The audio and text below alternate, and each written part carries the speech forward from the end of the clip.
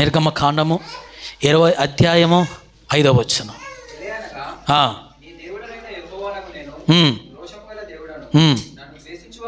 నన్ను ద్వేషించు వారి విషయములో 3-4 తరముల వరకు తండ్రుల దోషమును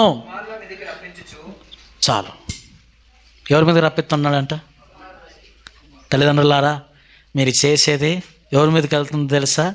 ఆ పసికందులకి. అయ్యా, నీతో నీ దేవుడు మాట్లాడుతున్నాడు. బాప్టిజం తీసుకొని లోకంలో చేయాల్సిన అన్నీ చేస్తున్నావు. ప్రభు చెప్తున్న మాట, నువ్వు చేసే ఘనకార్యం, నువ్వు బాగానే ఉన్నావు. ఎవరు పోతున్నారు తెలుసా? అదిగో దేవుడు ఏమంటున్నాడు?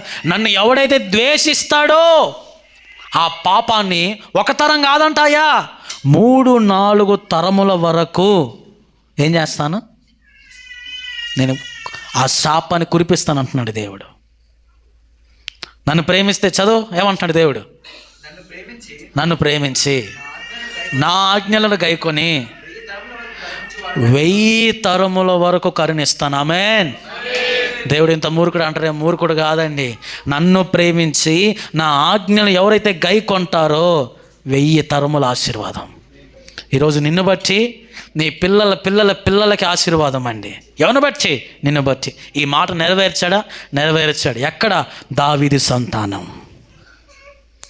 దావీదును బట్టి ఆ సింహాసనాన్ని అలా వదిలేశాడండి దేవుడు. ఎందుకు? ఇదిగో దావీదుని బట్టి వదిలేశాడు. ఈరోజు నిన్ను బట్టి నీ పిల్లలు దీవించబడాలి.